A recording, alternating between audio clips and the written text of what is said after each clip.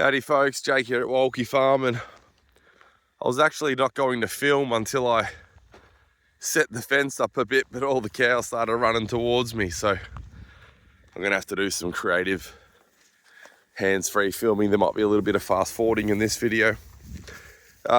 Today did not go to plan. I thought I would have moved these guys 4 hours ago, but I went into the butchery to help the team. There's Mickey and Poppy. Beautiful little pigeon pair. I went to the shop to help the boys at the butchery today, and when I walked in, I did a quick lap of the building and my Spidey sensors went off that my back freezer wasn't operating properly. Everything was still at temp, like hard frozen. We run our freezer at minus 17. Why minus 17? That's the coolest we can run it with the gas that's in it. And I learned that because we were running it colder and we stuffed up I don't even understand the mechanics behind it, but it was just too cold, right? So that's why we run it like that. That wasn't running properly. So I started moving a bit of stock and I realized that basically it's not defrosting properly because we had it too full, essentially. We are absolutely jam-packed with stock. My butcher, Paul, has been absolutely hauling ass the last few weeks. He is an absolute workhorse. Fantastic gentleman. And so I started mucking around with that. And then today's the first today's the first summer's day we had. Today's the first day we were like, yeah, that's hot, 30 degrees, bit of humidity in the air, which is a bit unusual for us. He came and told me that the boning room, cool room was on the fritz, which is where we keep all the stuff that we handle during the day. You know, we'll break down a carcass into, like a lamb carcass at the moment we're doing. We'll bust it down into shoulders, barrel and legs and hang it in there, and we'll do 20 of them and then we'll pull them out and process them further. That's where everything gets sat. My socks are filling up with prickles. Might take my shoes off in a sec. So I had to get a Friggy in to fix that, which took a couple hours, gas leak again. And then I got him to have a quick look at the cool room to see if my diagnosis was right, and it was. I'd already ordered an 8-pallet refrigerated truck with standby mode that could be set onto a hard frozen setting. That got driven in from a couple hours away. Dropped that off. Got a young guy to come help me move probably 4 or 5 ton of meat from that container to that truck. Geez, I tell you what, I can feel that in my back at the moment. And just did not go to plan. But I'll tell you what, there is so much volume in here. They've been in here 2 days now. Now, to be fair, they've taken the bulk of the volume of the feed out of that low-lying area where there was all that nice green perennial stuff down by that trough. Probably a day's worth of feed in there. And they're in here now grazing. You know, this is pretty, folks, this is ordinary stuff. I'm not going to beat myself up about it. We haven't been here long and I trust the process.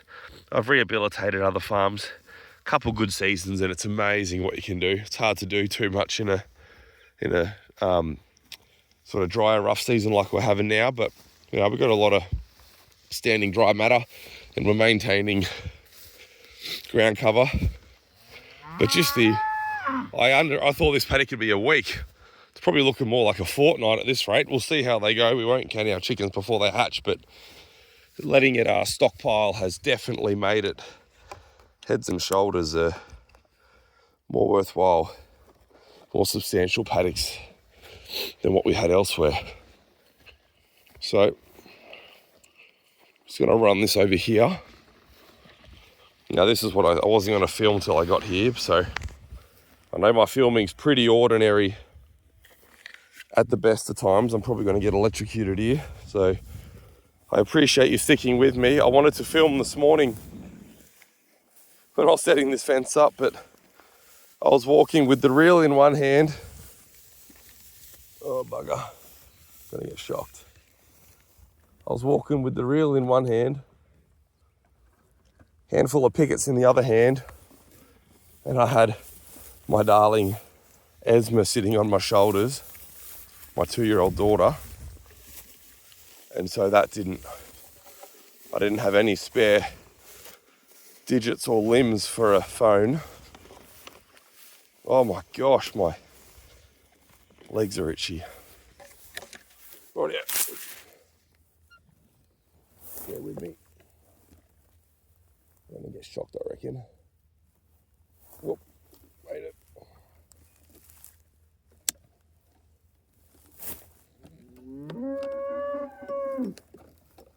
Rightio. Didn't get shocked. Don't know how I pulled that off. Sorry for the view. You're probably staring at my grassy view of my crutch. Right, else that's done. Are you guys ready? You're going to be straight into this new cell. Now, the reason I'm not going to keep them in here longer is the way I've decided to graze this paddock. They are going to get access to this area where they've been grazing with the strips I'm going to do adjacent to it moving forward. So I'm not going to push them too hard here because we can push them hard the other way. Hey Scoop, you look great. Kaya,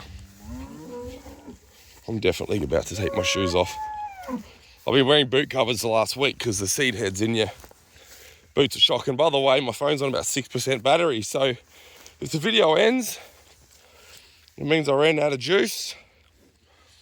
And luckily, whatever I'd filmed so far did save. If there's no video, you won't know.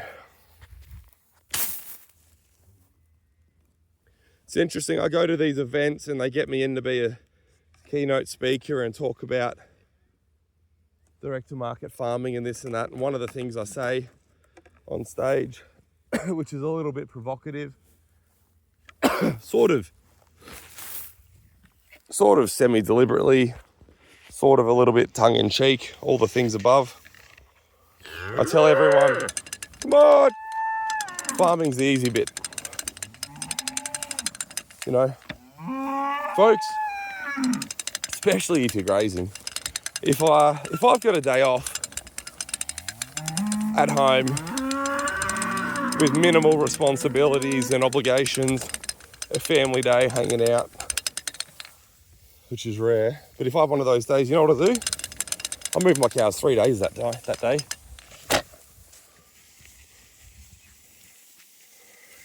Because it's fun and easy. How fun's that? Look at that. I'll be quiet for a sec.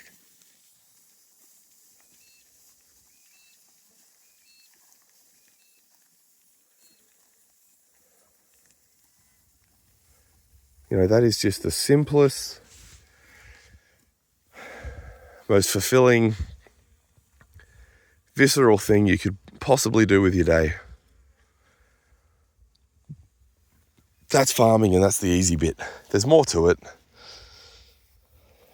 but that makes it all worthwhile. Having a cool room and a freezer on the fritz and having 3 weeks of work ahead of you that you need to do in 1 week and relying on your paid labour to dig deep and step up, which they have done, which I appreciate. And all that stuff. I missed a meeting this evening because I was in the freezer and I couldn't get on board and have my Zoom meeting with my team that manages my EDMs, my email list. Missed it because I was racing the clock to get meat in the freezer. Yada, yada, yada. Geez, the flies are still bad. At least I'm not sniffling, I think. Anyway, the family doesn't know I'm home. I drove straight past the house and thought I'd do this because as soon as I'm in the house, I'm going to have my kiddie boots on. They're going to be sitting on my feet. If you saw the short I put up today, you'll know what I'm about to show you. There's my notebook. It's got everything in it. And it's nearly finished and I haven't lost it, which is amazing. I bought this. I went to a shop today to buy some stuff and they had these little rings. Is that focusing? I don't know. It says I love you. It's a little pink ring. My 2-year-old came out and helped me in the paddock today. She was wearing a pink hat, pink shirt, pink pants, pink shoes, and a pink necklace. And this was the absolute tackiest, lamest $6 thing at the shop on the counter. And I was looking at it thinking, who the hell would buy that? And I thought, oh, Esma would love that. She'd think that's amazing. I'm going to buy it. So you know who buys that crap? Daughter daddies. Thanks for watching, folks.